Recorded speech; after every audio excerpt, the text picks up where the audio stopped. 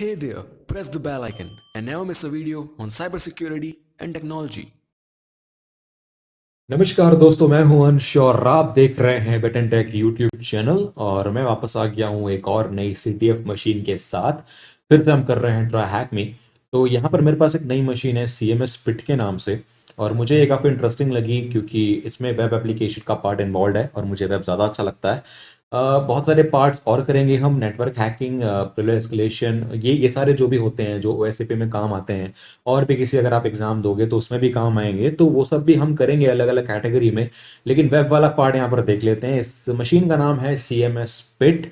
तो यहाँ पे मैं आपको कुछ इंट्रोडक्शन दे दूँ थोड़ा सा। यहाँ पर this is a machine that allows you to practise web application hacking and privilege escalation using recent vulnerabilities. तो कुछ ऐसी वल्नरेबिलिटी होगी या इश्यू होगा जो कुछ एक दो साल पहले ही आया है। और रिसेंट हमको जानना इससे ज़रूरी होता है क्योंकि आपको इंटरव्यूज में पूछा जाता है कि यार रिसेंट में भी जो इश्यू आया था, 0 डे आया था, लाइक log4j या स्प्रिंग फोर शेल या भी MSDT जो आया था, तो उसके लिए आपके पास क्या, आप पढ़ते हो या नहीं, आपकी नॉलेज कितनी है उसमें। तो ये सब जानना बहुत ज़रूरी है, अपडेटेड रहना बहुत ज़रूरी है हमारी फील्ड में। क्योंकि यही है, टेक्नोलॉजी हमेशा चेंज होती है। तो इसीलिए ये एक मशीन इंटरेस्टिंग है तो उसको कर लेते हैं। इसकी IP एड्रेस मुझे मिल चुकी है। तो सबसे पहला हमारा काम क्या होता है, नॉर्मली हम Nmap स्कैन करते हैं। तो हम वही कर लेते हैं, Nmap-T5 करूंगा। फिलहाल मैं अभी नॉर्मल स्कैन कर रहा हूँ, देख रहा हूँ कौन कौन से पोर्ट ओपन है। तो मेरी मशीन का IP था 110.188।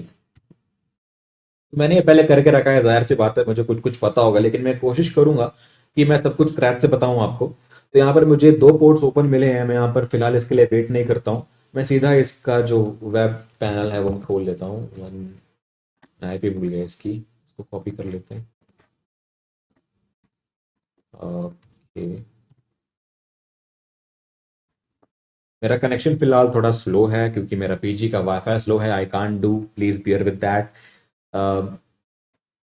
कुछ थोड़ा टाइम लेता है ये, मतलब यहाँ ये मशीन अभी चालू हुई है तो हो सकता है कि ये थोड़ा लेट खुले। यहाँ पर मुझे एक ऑथेंटिकेशन पैनल खुला है कॉकपिट नाम से। यहाँ पे मेरे ख्याल से ये CMS है। अगर आपको कंफर्म करना है तो आप पेज सोर्स देख सकते हो। और हमेशा ये प्रैक्टिस बना के चलो कि अगर आपको पोर्ट 80 ओपन मिलता है और उस पर HTTP कोई वेबसाइट रन कर रही है तो उसका सोर्स कोड आप देख लो, क्योंकि वहां से आपको बहुत यूजफुल जूसी इंफॉर्मेशन मिल सकती है वेबसाइट के बारे में, कौन सा CMS है, क्या वर्जन है, ये सब कुछ आपको मिल सकता है। तो यहाँ पर आपको कुछ लिंक्स दिख रहे होंगे स्क्रिप्ट SR से। यहाँ पर मैं अगर इसको ओपन करता हूँ न्यू टैब में, तो इसको व्यू सोर्स ना करके सिंपल ये खोल लेता हूँ। तो इसका जो इन्फॉर्मेशन है वो भी यही है। यहाँ पर ये अच्छा दिख रहा था। यहाँ पर मैं सर्च करता हूँ कॉकपिट। तो देखो कॉकपिट है, यहाँ पर कॉकपिट की कुछ स्क्रिप्ट फाइल्स यहाँ पर इंपोर्ट की गई हैं। और यहाँ पर आप देख रहे होगे कि इसका एक वर्जन था 0.11.1। तो ये वर्जन हो सकता है इस कॉकपिट CMS का। मैं कंफर्म नहीं हूँ अभी, अगर आपको कंफर्म करना है तो आप डायरेक्टरी ब्रूट फोर्सिंग करो। तो उसके लिए मैं क्लियर कर लेता हूँ उसको। गो बस्टर यूज़ करूंगा मैं ब्रूट फोर्सिंग के लिए। गो बस्टर या यार, ये सब मैं टूल्स पहले यूज़ कर चुका हूँ, इसलिए मैं इसमें डिटेल में नहीं जा रहा हूँ। अगर आपको नहीं आ रहा है, प्रॉब्लम हो रही है समझने में, तो आप मेरे पहले वीडियोस देख लीजिए, इसमें मैंने ये सब कुछ यूज़ किया हुआ है। User share word list rockq.txt, rockq नहीं होगा सॉरी, डरबस्टर। और अब मैं नंबर ऑफ थ्रेड्स बढ़ा देता हूँ T25। और एक और चीज़ है, सर्वर में प्रॉब्लम क्या है ना कि ये 302 कोड दे रहा है जो भी नॉन एग्जिस्टेंट URLs हैं उसमें।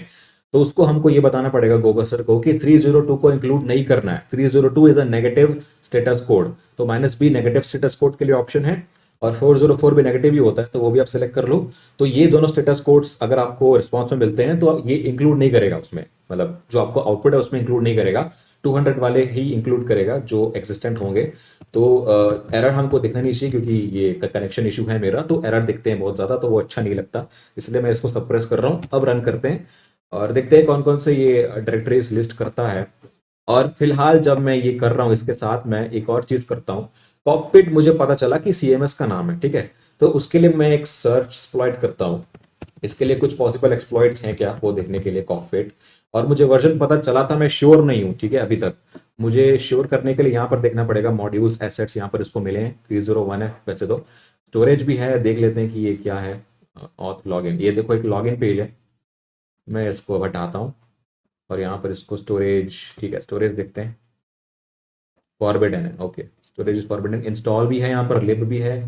तो यहाँ पर आप एक एक करके देखते जाओ कि इसमें कुछ इन्फॉर्मेशन मिल रही है कि आपको इंटरेस्टिंग। इंस्टॉल है, इट्स स्टक मे बी,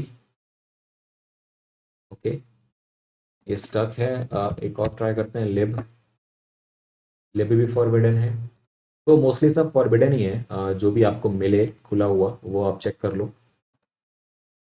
ये रन हो रहा है, इसको रन होने देखते हैं और कौन सी डायरेक्टरीज ये ढूंढता है जिसमें अच्छी इन्फॉर्मेशन हो सकती है।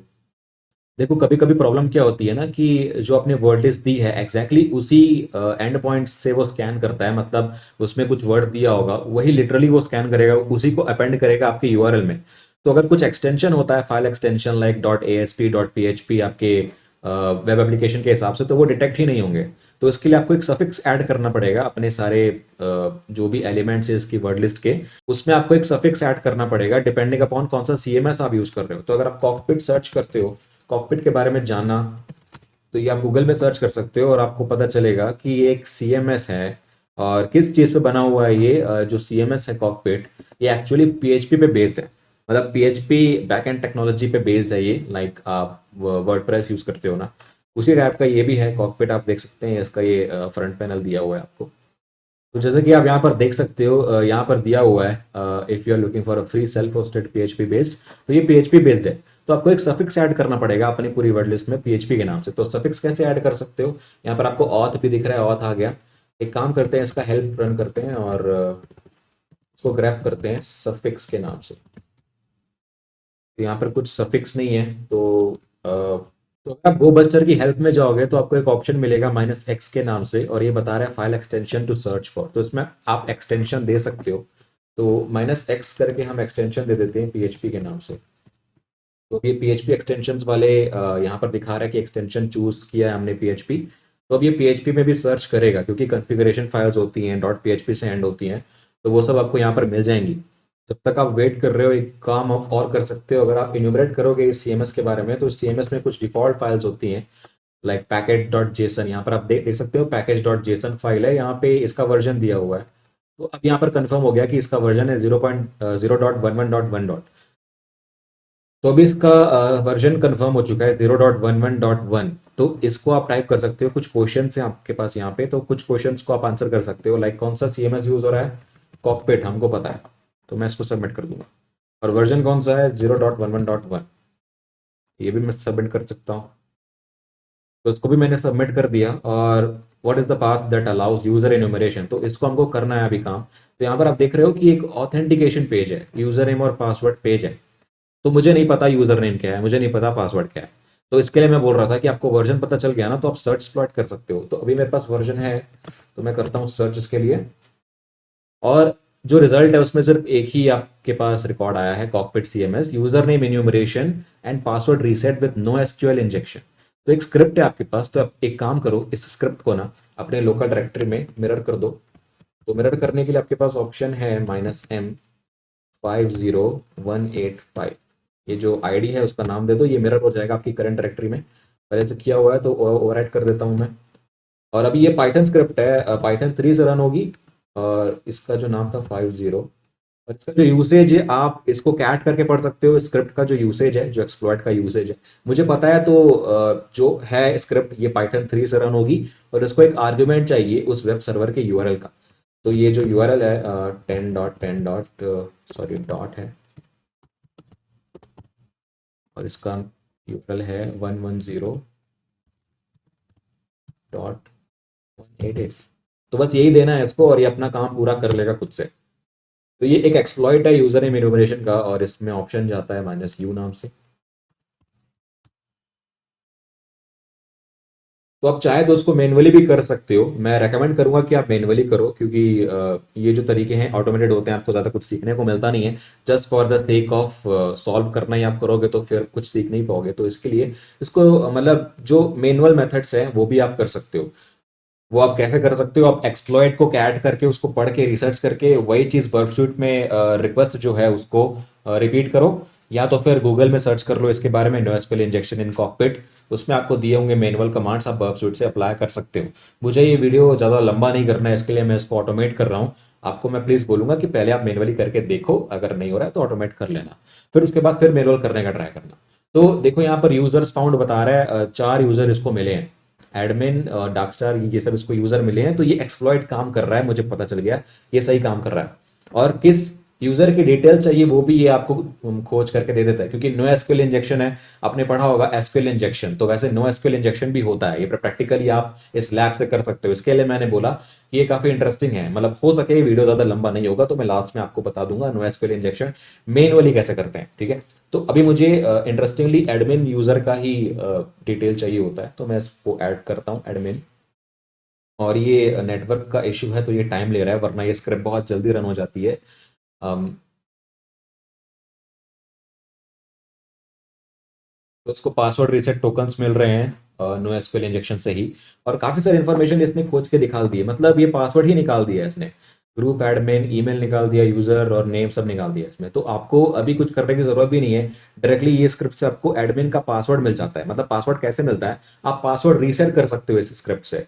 तो do you want to reset the password for admin, अगर मैं यस करूंगा तो ये अपने आप से अटेम्प्ट करेगा कोई भी रैंडम पासवर्ड रीसेट करना, मतलब एक पासवर्ड आपको दे देगा, उस पासवर्ड से आप फिर लॉग इन कर सकते हो। तो ये बहुत ही ईजी है करना, इसमें कुछ रॉकेट साइंस इन्वॉल्व नहीं है, बस स्क्रिप्ट रन करनी आनी चाहिए, जो कि सबको आ सकता है। तो अभी ये एडमिन का पासवर्ड रीसेट करके एक पासवर्ड देगा, उससे आप लॉगिन करके ट्राई करो कि ये काम किया है कि नहीं सच में, या ऐसे ही मतलब हवा में बोल रहा है। तो यहाँ पर इसने एडमिन का यूजर नेम और ये जो नए क्रेडेंट, यहाँ पर इसने नए क्रेडेंशियल्स आपको दे दिए, यूजर नेम वही है, पासवर्ड ये है। तो इस पासवर्ड से आप सीएमएस में लॉगिन करने का ट्राई करो। यूजर नेम एडमिन है, पासवर्ड है जो नया आपको मिला है। तो यहाँ पर फॉरवर्ड पासवर्ड का भी फीचर है, इसको देख लेते हैं। तो यूजर नेम इन्यूमरेशन ये कर कहाँ से रहा है ये हमको देखना पड़ेगा। तो मैं अभी करता हूँ इसको एडिट, जी एडिट, जो एक्सप्लॉइट है उसको समझने की कोशिश करते हैं पहले। तो एक्सप्लॉइट टाइटल आपको मिल रहा है, पाइथन पे बना हुआ है ये, और ये आपका यूसेज है। और आर्गुमेंट्स नॉर्मल है, आर्गुमेंट पार्सर, कनेक्शन टेस्ट करना, इन्यूमरेट यूजर्स, यहाँ पर ये किस एंड पॉइंट से इन्यूमरेट कर रहा है यूजर को और ये कर क्या रहा है ये देखते हैं। तो पहले तो ये कुछ रेगुलर, तो ये तो कुछ रेगुलर एक्सप्रेशन यूज कर रहा है, इसको समझना थोड़ा सा ट्रिकी हो जाएगा आपके लिए। लेकिन ये रिक्वेस्ट पोस्ट पे कर रहा है और कहाँ पे कर रहा है ये देखना पड़ेगा, इन्यूमरेट यूजर्स। तो यहाँ पर कुछ एंड पॉइंट आपको मिल जाएंगे, यहाँ पर देखिए एक एंड पॉइंट है ऑथ रिक्वेस्ट रीसेट। तो इस एंड पॉइंट पे, ये एंड पॉइंट वनरेबल है यूजर नेम एन्यूमरेशन से। तो ये क्वेश्चन भी है आपके पास यहाँ पे हैकमी में, कि what is the path that allows user enumeration. तो अगर आप इसका हिंट देखोगे आंसर का, तो उसमें आपको लग रहा होगा कि ये दोनों सेम नहीं है। रिक्वेस्ट रीसेट एक बड़ी स्ट्रिंग है और यहाँ पर ये थोड़ी सी स्ट्रिंग दिख रही है, तो मतलब कुछ और एंड पॉइंट होगा, ये गलत है। ठीक है, तो ऐसा नहीं है, गलत नहीं है। अगर आप इसके बारे में और पढ़ोगे, ये सीवी के बारे में, जो सीवी दिया हुआ है रिसेंट ही है, ये 2020 का है। तो ये जो एंड पॉइंट है ऑथ रिक्वेस्ट रीसेट, ये भी वनरेबल है। और एक और एंड पॉइंट है ऑथ चेक, वो भी वनरेबल है। तो ये तो हो गया फॉरवर्ड पासवर्ड। अगर मैं चेक टाइप करता हूँ तो ये मुझे पहले लॉगिन करने के लिए ही बोल रहा है। ठीक है, देखते हैं यहाँ पे क्या प्रॉब्लम है। ऑथ चेक टाइप करके देखता हूँ। आई डोंट नो ये what is the path that allows user enumeration, ये मल्टीपल पाथ्स हैं। जो भी ये जो एक्सप्लॉइट है इसमें अलग पाथ यूज हुआ है, और जो वो पूछ रहा है उसमें अलग पाथ है। तो दोनों पाथ से आप कर सकते हो यूजर नेम इन्यूमरेशन। अगर आप मैन्युअली करके देखोगे वर्ब स्विच से, दोनों हो जाएगा। फिर चेक यूजर है, यहाँ पर यूजर डिटेल्स दे देगा, आपको डंप कर देगा। टोकन्स डंप कर रहा है, ये भी फिर जेसॉन रिक्वेस्ट है, मतलब जेसॉन में जाती है रिक्वेस्ट आपकी पोस्ट में, अगर आप लॉगिन करने की ट्राई करते हो तो आप वर्कशीट में देख सकते हो। और यूजर डिटेल्स ये भी कैसे ऑब्टेन करता है ये भी आप देख लो। सब कुछ पाइथन में है, समझना इजी, अगर आपको पाइथन आता है तो बहुत इजी है समझना, ठीक है। बस आर यूज कर रहा है, जनरेट कर रहा है स्ट्रिंग्स को नो एसक्यूएल के लिए। तो जो डेटाबेस है वो मोंगोडीबी होगा मेरे ख्याल से, मैं श्योर नहीं हूँ, लेकिन नो एसक्यूएल के तो वही यूज होता है उसके लिए। तो बाकी सब ठीक है। रीसेट पासवर्ड, पासवर्ड रीसेट कहाँ से होता है ये भी आपके पास एक क्वेश्चन है, तो ये भी आप आंसर कर सकते हो पासवर्ड रीसेट के लिए। इसके बाद का क्वेश्चन है how many users can you identify. तो हमने कितने किए थे, 4 किए थे, तो इसको सबमिट कर दो। इसके बाद allows you to change user account password, कौन सा पाथ है जो यूजर अकाउंट का पासवर्ड चेंज करता है, हमने देखा था और उसके बाद क्या था, रीसेट पासवर्ड आई थिंक, या ये था। सबमिट करते हैं, ये भी सही है। तो कॉम्प्रोमाइज करना है कंटेंट मैनेजमेंट सिस्टम को, कैसे कर सकते हैं देखो। व्हाट इज स्किडीज ईमेल, हमने एक यूजर देखा था स्किडी, एडमिन के साथ ही था वो। तो स्किडी का हम ट्राई करते हैं फिर से इसको। तो यहाँ पर 4 यूजर्स है, हमने एडमिन के लिए किया था, अब स्किडी के लिए करते हैं। इसका ईमेल चाहिए just for the sake of answering try hack me question. तो यहाँ इसका ईमेल मिल चुका है, इसको कॉपी करके वहां डाल दो।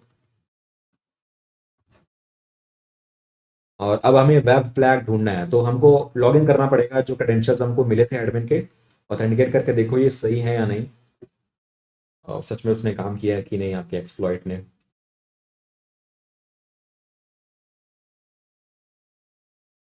ओके, यहाँ पर वेलकम बैक दिखा रहा है, फिर लॉगिन फेल्ड भी दिखा रहा है। आई डोंट नो व्हाई, क्या इशू है इसका, लेकिन वेलकम बैक दिखा रहा है, मतलब ये ऑथेंटिकेट हो चुका है।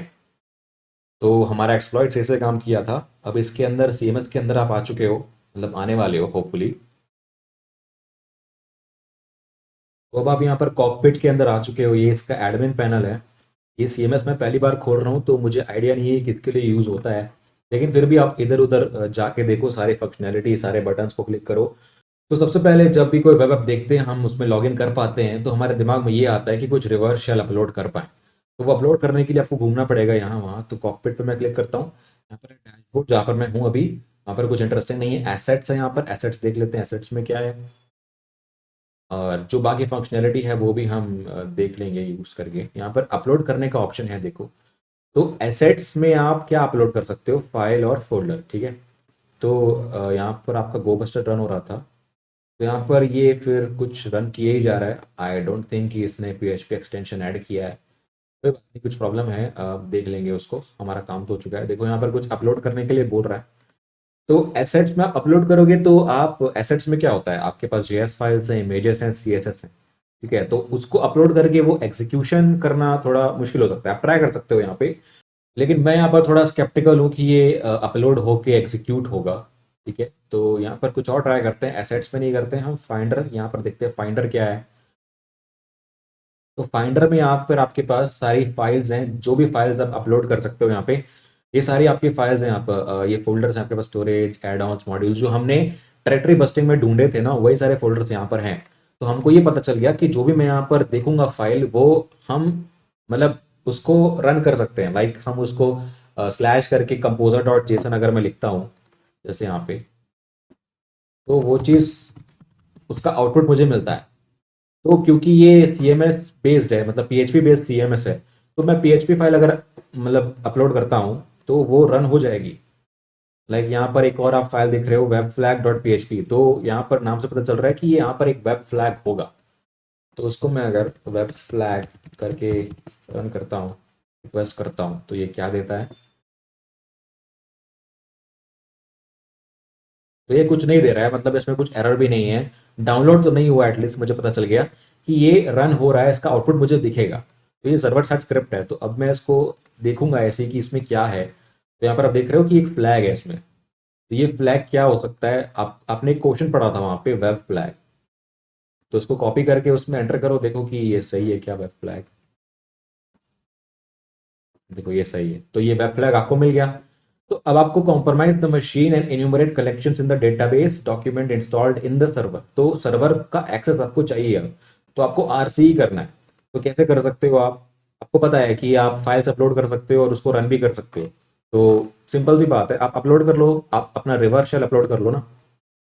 तो कैसे कर सकते हैं, यहाँ पर अपलोड करने का ऑप्शन तो है मेरे पास। तो एक काम करता हूँ, मैं जाता हूँ अपनी होम डायरेक्टरी, उसमें मेरे पास डॉक्यूमेंट्स, ट्राई हैक मी, यहाँ पर एक फोल्डर होगा, CMS पिट, PHP रिवर्स है, ये मेरा रिवर्स शेल है।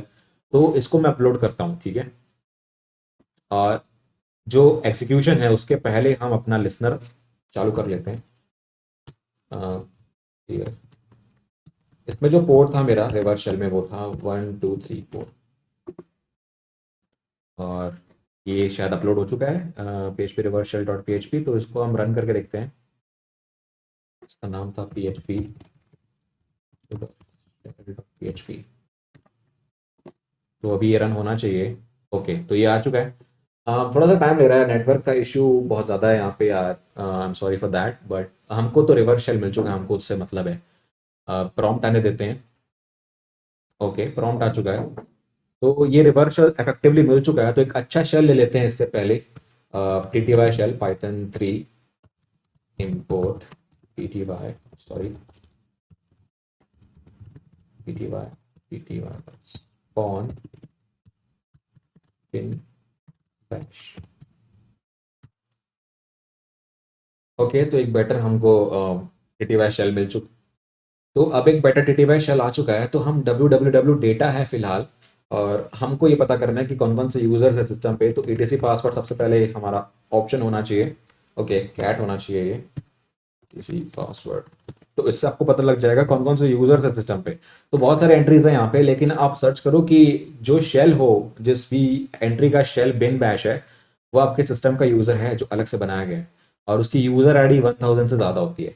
तो यहाँ पर मेरे पास bin false false no login bin bash आपको यहाँ पर एक दिख रहा है। यहाँ पर एक स्टक्स नाम से यूजर है जिसकी यूजर आईडी 1000 है। बाकी सबकी जो है तो 1000 से कम है, रूट तो होता ही है। तो ये एक मतलब यही एक वैलिड यूजर दिख रहा है मुझे सिस्टम पे, अदर देन रूट स्टक्स। तो हम जाते हैं cd होम स्टक्स। तो हम होम पे आ चुके हैं, एलएस करते हैं यहाँ पे यूजर डॉट टी इसको कैट करके देखो। ओके, परमिशन डिनाइड है क्योंकि आप अभी वो यूजर नहीं हो जो आपको अलाउ करेगा इस फाइल को रीड करने में। स्टक्स नहीं हो आप, www डेटा हो। तो अब क्या कर सकते हैं हम, एक और काम करो, जो भी हिडन फाइल्स है वो देख लो, क्योंकि वो जरूरी होता है। देखो बहुत सारी फाइल्स हैं यहाँ पे, मोंगो आरसी, देखो मोंगो डीबी यूज हो रहा है, पता था। Dot nano dot profile dot bash RC, ये तो कॉमन है। कुछ इंटरेस्टिंग फाइल जैसे होती है, जैसे यहाँ पर sudo एस एडमिन सक्सेसफुल। तो ये क्या बता रहा है, sudo एस एडमिन सक्सेसफुल, तो इसमें कुछ नहीं है, मतलब फाइल एम्प्टी है। डब्ल्यू गेट होस्ट, ये भी अगर आप करोगे तो इसमें भी चेक कर लो, कुछ इंटरेस्टिंग हो तो। गिटहब यूजर कंटेंट, यहाँ पर कुछ भी इंटरेस्टिंग नहीं है। एक और फाइल थी डीबी शेल के नाम से, ये इंटरेस्टिंग लग रही है मुझे, इसको मैं क्या ऐड करता हूँ। तो यहाँ पर कुछ कमांड्स हैं, show D B S use admin, ये शायद मोंगो डीबी का कुछ कमांड होगा। तो डीबी इंसर्ट नेम स्टक्स, देखो ये मोंगो डीबी के ही कमांड्स हैं। तो नेम स्टक्स पासवर्ड कुछ मिला है मुझे यहाँ पे, तो पासवर्ड मिला है, किसका पासवर्ड मिला है ये आपको पता करना पड़ेगा। तो आप हिट एंड ट्राई करो, लॉगिन करके देखो सिस्टम में स्टक्स के नाम से, तो हो सकता है कि ये लॉगिन हो जाए आपके पास। आपको अगर याद होगा तो nmap में मुझे दो पोर्ट्स ओपन मिले थे, 22 और 80। तो 22 पे SSH है, तो SSH करके देखते हैं एज यूजर स्टक्स इस पासवर्ड को यूज करके, और ये काम करता है कि नहीं वो देख लेते हैं। एक एक फ्लैग आपको यहाँ पर भी मिला है, फ्लैग इंसर्ट ये वाला। ये कौन सा फ्लैग है ये देखते हैं यहाँ पर डाल के। एक और फ्लैग है, flag in the database submit. Okay, ये भी सही है। चलो, अब पता करना है हमको यूजर डॉट टी तो हमको SSH लॉगिन करना पड़ेगा। मैं करता हूँ इसको फिर से कॉपी, एंड देन यहाँ पर ये इसको बंद कर देते हैं। तो SSH stux 10.10 डॉट क्या था उसका, फिर से भूल गया मैं, 110.188। उसका पासवर्ड डालते हैं जो कॉपी किया था हमने, और फिंगर्स क्रॉस्ड, पता नहीं कि इसी का पासवर्ड है कि नहीं। ओके, ये लॉगिन तो हो गया है। तो मतलब SSH का ही पासवर्ड था, और ये काफ़ी सिंपल था। अ, हो सकता था कुछ डेटाबेस वगैरह से कुछ एक्सप्लॉइट वगैरह हो सकता था, एक और सीवी प्रिवेस के लिए। कुछ नहीं, सिर्फ सिंपल से मतलब प्रिवेस्क तो हो चुका है हमारा, इस मशीन में दो लेवल का प्रिवेस्क होगा।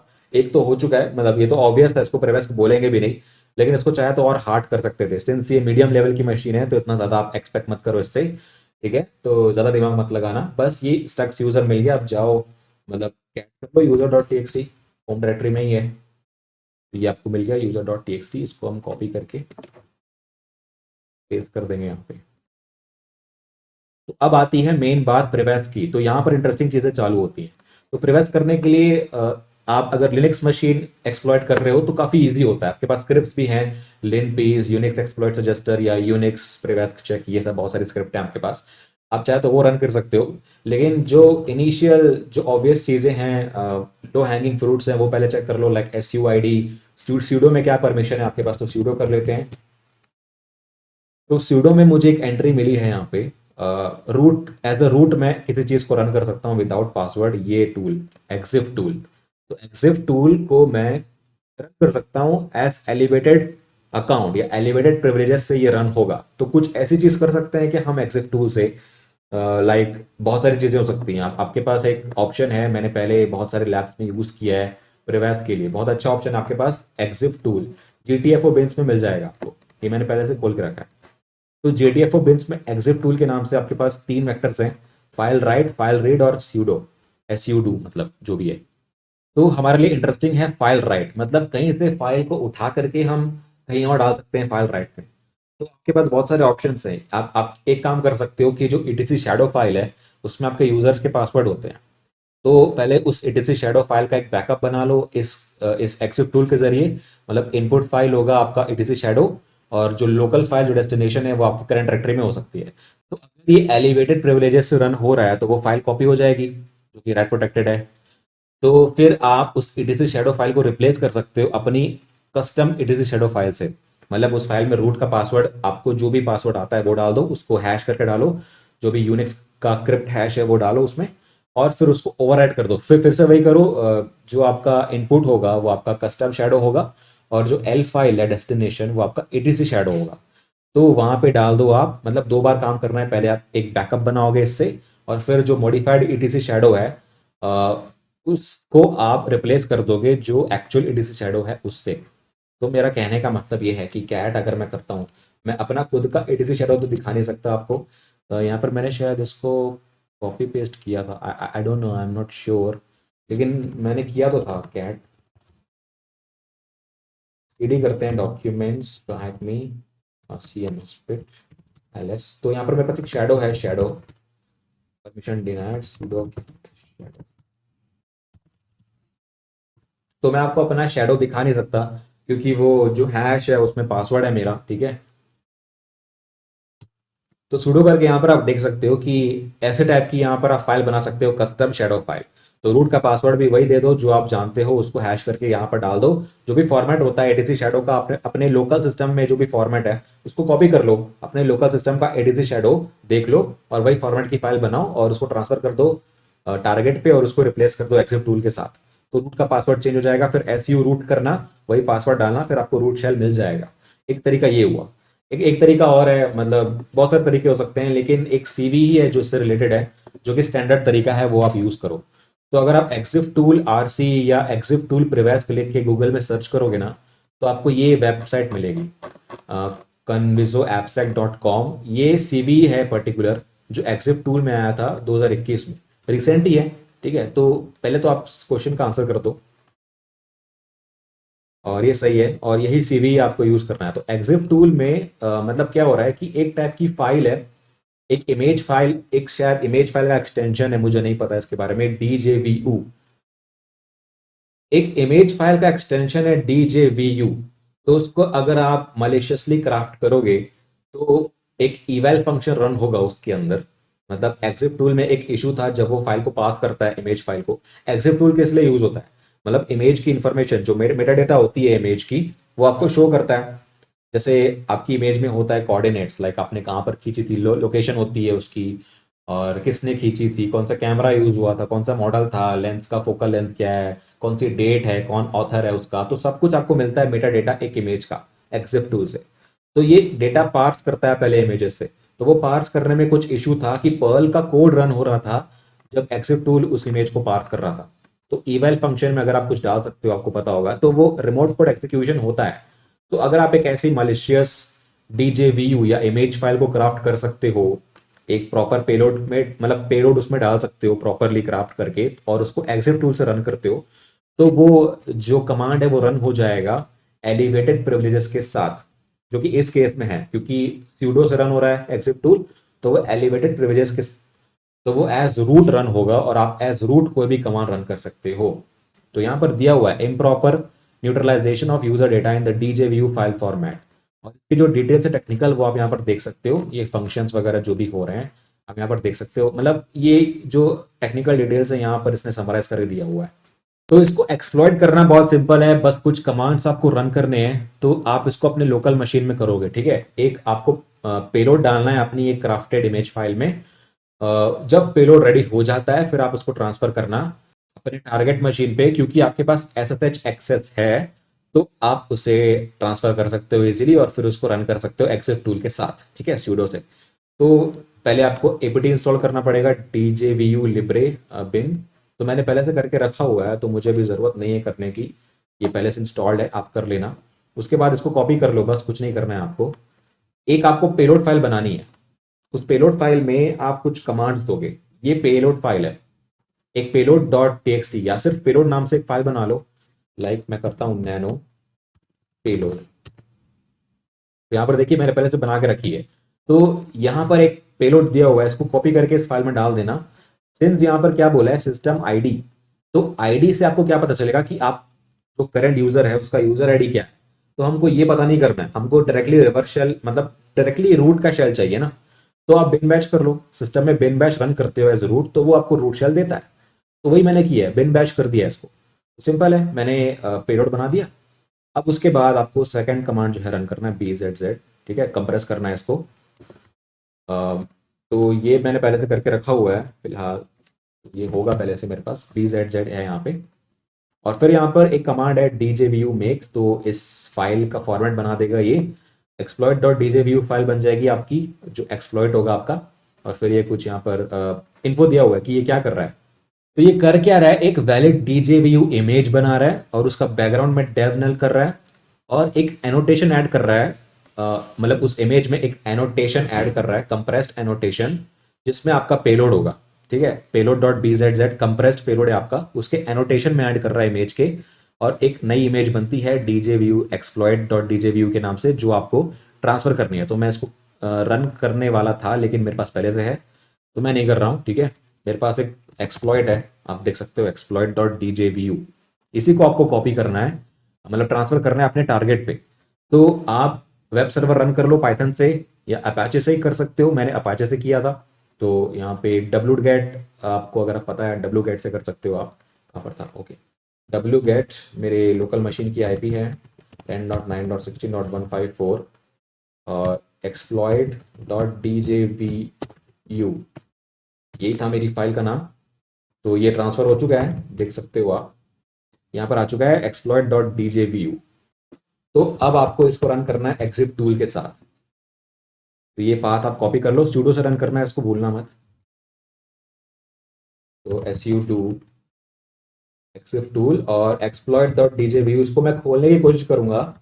जब ये फाइल को पार्स करेगा तो एक eval फंक्शन रन होता है एज अ पर्ल कोड, जो मैंने डाला है वहां पे सिस्टम बिन बैश रन हो जाएगा। मतलब exif टूल का काम बाद में चालू होगा, पहले ये पेलोड रन हो जाएगा और उसको जब आप बंद करोगे तो exif टूल का आउटपुट मिलेगा आपको। रन करके देखते हैं। तो जैसे कि आप देख सकते हो मेरा जो शेल है वो एलिवेट हो चुका है, पहले स्टक्स था यूबंटू पे, अब रूट हो चुका है और ये हैश प्रॉम्प्ट में बदल चुका है। तो यही है आपका प्रिविलेज एस्केलेशन। ये सीवी को हमने एक्सप्लॉइट किया। एक्सप्लॉइट आपको बहुत ही इजी था, मिल जाता कहीं से भी, आप गूगल करते तो। और भी डिटेल्स आपको जाननी है djview फाइल फॉर्मेट के बारे में या कैसे ईवेल रन हो रहा है, सारा फंक्शन आपको उस वेबसाइट पे दिया हुआ है, आप पढ़ सकते हो। तो हमको कुछ नहीं करना है, आप जाना है बस सिंपल ls, यहाँ पे क्या है, ठीक है, जाना है cd रूट पे और यहाँ पर आपके पास एक root डॉट टी होगी और यहाँ पे इसको ऐड कर दो बस। सिंपल है, आपका प्रेवेस हो चुका है, आपकी मशीन में सॉल्व हो चुकी है। सी, बस इसको अब यहाँ पे एंटर करना है। एक और क्वेश्चन आपका बचा हुआ है यहाँ पे, what is the utility use to create the POC file. तो कौन सी यूटिलिटी हमने यूज की, अगर आपको याद होगा तो, मैंने रन तो नहीं किया है लेकिन ये ये आपकी यूटिलिटी है djvu make। तो आपको यही डालना है उस पे आंसर में, djvu make, सबमिट। तो ऐसे आपकी पूरी मशीन सॉल्व हो जाती है। ये मीडियम लेवल था लेकिन मुझे काफ़ी इजी लगा, लेकिन इंटरेस्टिंग है क्योंकि ये रिसेंट सीवीएस को एक्सप्लॉइट कर रही है। लाइक जो 2020 का था नोएसक्यूएल इंजेक्शन, फिर उसके बाद प्रीवियस में आपका एग्जिफ टूल था जो 2021 का था। तो देखते हैं कि आपका जो नोएसक्यूएल इंजेक्शन है वो मैनुअली कैसे एक्सप्लॉइट कर सकते हो आप। तो पहले तो आप क्या करो कि बर्ब स्वीट खोल लो। तो मैनुअली काफ़ी इंटरेस्टिंग होता है करना, तो इसलिए मैं रेकमेंड करूंगा कि आप ये जो चीज़ें हैं, मैं अभी इसको लॉग आउट कर लेता हूँ और यहाँ पे कुछ कुछ कुछ डाल देते हैं और फिर उसको इंटरसेप्ट करेंगे अपने फॉरवर्ड पासवर्ड में भी है और ऑथ में भी है। तो दोनों जगह आप कर सकते हो, नोएसक्यूएल इंजेक्शन दोनों में काम करेगा।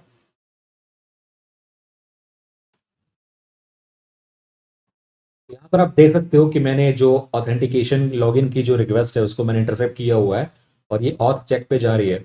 और यहाँ पर जेसॉन फॉर्मेट में डेटा जा रही है। तो नो एसक्यूएल में क्या होता है, जेसॉन फॉर्मेट में डेटा जाती है। तो यहाँ पर आप कर सकते हो कैसे होता है यूजर नेम इन्यूमरेशन। यहाँ पर आप देखो कि अगर मैं कुछ मतलब रैंडम सा यूजर नेम डालता हूँ तो ये यूजर नॉट फाउंड बोलता है। ठीक है, अब मैं इसमें कुछ इंजेक्ट करने की कोशिश करूंगा as a JSON valid string. तो अगर आपको अगर नो एसक्यूएल आती है तो आप ये आसानी से समझ सकते हो कि मैं कर क्या रहा हूँ। यहाँ पे मैं एक जेसॉन स्ट्रिंग डाल रहा हूँ और यहाँ पर एक EQ नाम से नेम ले रहा हूँ और देखते हैं कि ये क्या करता है। ओके, तो यहाँ पे ये होगा डबल कोट्स में। फिर से सेंड करते हैं। तो हमको ये पता है कि वैलिड यूजर क्या था, एडमिन था एक वैलिड यूजर। तो देखते हैं कि इसमें क्या रिस्पॉन्स देता है। ठीक है, फिर से यूजर नॉट फाउंड है। तो मैंने ऑथ चेक पे ट्राई किया तो ये काम नहीं कर रहा है। ये EQ जो ऑपरेटर है ये क्या करता है कि उस डॉक्यूमेंट को फेच करता है जिसका जो फील्ड है वो इस वैल्यू से मैच कर रहा हो, एडमिन वैल्यू से कुछ मैच कर रहा होगा तो ये वो रिटर्न करेगा। क्योंकि पासवर्ड मुझे नहीं पता है तो यहाँ पर कुछ और एरर आना चाहिए, नो एसक्यूएल का एरर आना चाहिए यहाँ पे। ठीक है, तो ऑफ चेक पे तो ये काम नहीं कर रहा है। ठीक है, इसको हम ट्राई करके देखते हैं, जो हमारा रीसेट पासवर्ड था उसमें ट्राई करके देखते हैं। देखो रिक्वेस्ट रीसेट पे अगर मैं कुछ भी डाल रहा हूँ यहाँ पे तो ये बोल रहा है यूजर डज नॉट एग्जिस्ट। ठीक है, और अगर मैं स्किडी डालता हूँ तो ये बोलता है इनवैलिड एड्रेस। तो मतलब ये एरर चेंज हो रहा है ना। और अगर मैं एडमिन डालता हूँ जो कि वैलिड है, फिर से वही वाला एरर आया। तो जो वैलिड है उसमें ये वाला एरर आ रहा है और जो वैलिड नहीं है, जो वैलिड यूजर नेम नहीं है उसमें यूजर डज नॉट एग्जिस्ट बोल रहा है। तो यहीं से हो गया यूजर नेम इन्यूमरेशन। तो ऐसे आप कर करके अप्लाई करके नो एसक्यूएल इंजेक्शन, बहुत ही कॉम्प्लेक्स क्वेरीज होती है, आपने एसक्यूएल इंजेक्शन पढ़ा है वैसे नो एसक्यूएल इंजेक्शन भी पढ़ लो। तो वही आप अप्लाई करोगे तो यहाँ पर पासवर्ड रीसेट भी हो जाएगा यूजर का, और यूजर का जो हैश है वगैरह वो सब भी मिल जाता है यहाँ पर, जो आपने देखा था एक्सप्लॉइट में। इसी को ऑटोमेट किया है उसने। तो देखो अभी मैंने एक नई रिक्वेस्ट खोली है रीसेट पासवर्ड के नाम से। तो रीसेट पासवर्ड एक एंड पॉइंट है जो यूजर का पासवर्ड रीसेट करता है based on a reset token. तो इसमें भी आप इंजेक्ट कर सकते हो नो एसक्यूएल। एक फंक नाम का यहाँ पर ऑपरेटर होता है जिसमें अगर आप वार डंप लिखते हो ना तो एग्जिस्टिंग के जो टोकन हैं, जो एग्जिस्टिंग रीसेट टोकन हैं वो आपको डंप हो जाएंगे। यहाँ पे देखो स्ट्रिंग है, ये टोकन डंप हो गया। 2 टोकन है यहाँ पर जो हम डंप कर चुके हैं और इसको हम यूज कर सकते हैं नया पासवर्ड सेट करने के लिए। ठीक है, तो रीसेट पासवर्ड यहाँ पर आपको दिख रहा है। एक और मेरे पास एंड पॉइंट है न्यू पासवर्ड के नाम से। इसमें अगर आप टोकन सप्लाई करते हो जो आपने पहले वाले स्टेप में ढूंढा, यहाँ पे ये आ रहा है आपको। तो यहाँ पर अगर आप आओगे नीचे तो यहाँ पर आपको दिस यूजर दिख रहा होगा, यूजर एडमिन, एडमिन ईमेल दिख रहा है। यहाँ पर आपको सब चीजें दिख रही है, active, true, group admin, password भी दिख रहा है आपको। इसका एनक्रिप्टेड है जिसको आप क्रैक भी कर सकते हो, क्रिएटेड, मॉडिफाइड, सब कुछ दिख रहा है आपको। तो ये इन्फॉर्मेशन इसने लीक कर दी है इस टोकन के नाम से। तो यूजर एडमिन का टोकन है ये। तो एडमिन यूजर के लिए किसी ने टोकन रिक्वेस्ट किया है जो कि हमने यहाँ से निकाल लिया वार डंप से, और फिर हमने इसको न्यू पासवर्ड पे डाला जिससे उसका यूजर नेम, ईमेल, जो पासवर्ड का हैश्ड फॉर्म है वो भी आपको मिल गया। तो अब फाइनल स्टेप क्या होता है कि जो रीसेट पासवर्ड है वहीं से आप पासवर्ड रीसेट भी कर सकते हो। तो इसमें वो टोकन दो जो आपने पहले एक्सट्रैक्ट किया था और नया पासवर्ड दे दो जो आपको डालना है, नया पासवर्ड जो आपको चूज करना है। तो फिर सेंड करोगे। ओके, सॉरी फॉर दैट, बीच में मैंने रियलाइज किया कि मेरी मशीन ही बंद हो गई थी 1 घंटा होने के बाद, तो मैंने फिर से चालू कर दी। अब आईपी चेंज हो गई है लेकिन फिर से वही रिक्वेस्ट ट्राई करते हैं रीसेट पासवर्ड। अभी रिस्पॉन्स आना चाहिए, आई थिंक सो। ओके, यहाँ पर आप देख सकते हैं पासवर्ड अपडेटेड। तो मैंने पहले टोकन निकाला यहाँ से रीसेट पासवर्ड से नो एसक्यूएल इंजेक्शन करके, फिर वो टोकन मैंने यहाँ पर यूज किया डिटेल्स लेने के लिए, एडमिन डिटेल्स लेने के लिए। यहाँ पे इसमें भी आईपी चेंज हो जाएगी। इसको मैं अगर मैं चेंज करूँ होस्ट को और टारगेट को, आईपी चेंज करके आप इसको फिर से रिक्वेस्ट सेंड करो न्यू पासवर्ड में, तो नॉट फाउंड। ठीक है, ये टोकन अपडेट करना पड़ेगा। ठीक है, मैंने टोकन यूज कर लिया है तो ये अभी काम नहीं करेगा। तो जो भी एक्टिव टोकन होंगे वही आपको दिखाएगा। तो दोनों मैंने यूज कर लिए हैं। और अगर मैं यहाँ पर जो यहाँ पर टोकन है पासवर्ड रीसेट का, कि और ईमेल इनबॉक्स बोल रहा है, लेकिन अगर मैं फिर से यहाँ से जनरेट करूंगा ना तो वार डंप से फिर में मुझे मिल जाएंगे टोकन्स। तो यहाँ पर मैं डालता हूँ एडमिन और रीसेट करता हूँ यहाँ पे। तो यहाँ पे इनवैलिड एड्रेस बोल रहा है लेकिन देखते हैं यहाँ पे इसने कुछ टोकन जनरेट किया है। देखो यहाँ पर इसने टोकन जनरेट कर दिया है तो ये आपको मिल गया। मतलब आपको सिर्फ यूजर नेम की जरूरत है, आपको टोकन मिल जाएगा। फिर आप यहाँ से वही टोकन डाल के पासवर्ड कोई भी नया डाल के उसको रीसेट कर सकते हो। ये इशू है यहाँ पे, ये पूरा वेब ऐप, पूरा सिस्टम कॉम्प्रोमाइज कर सकता है। ठीक है, तो ये काफी अच्छा एक लैब था। आई होप आपको समझ में आया होगा। बोथ ऑटोमेटेड और मैनुअल दोनों मैंने करके दिखा दिया, तो अभी आपको कोई डाउट नहीं होना चाहिए। फिर भी अगर है तो प्लीज़ कमेंट में पूछ लें। और कैसा लगा वीडियो वो भी कमेंट में बताइएगा। ऐसे सीटीएफ वीडियो आगे भी करते रहूंगा मैं, क्योंकि मैं खुद अभी कर रहा हूँ सीटीएफ काफ़ी ज़्यादा, ओएससीपी की तैयारी कर रहा हूँ मैं यहाँ पे। तो फ्यूचर में और सीटीएफ वीडियो आते रहेंगे ऐसे ही इंफॉर्मेटिव, ऑटोमेटिक मैनुअल दोनों, और अच्छे से करेंगे। बहुत आपको मैं यही रिकमेंड करता हूँ कि प्लीज़ सिर्फ वीडियो देखो मत, करो भी साथ साथ में। आप वीडियो देख लो, उसके बाद खुद से ट्राई करो। नहीं होता है तो आपके पास गूगल है सब कुछ बताने के लिए, ठीक है, लेकिन खुद से ट्राई करो। और बस प्रैक्टिस करना, practice is the most important. तो बस यही था इस वीडियो में, आई होप आपको समझ में आया होगा।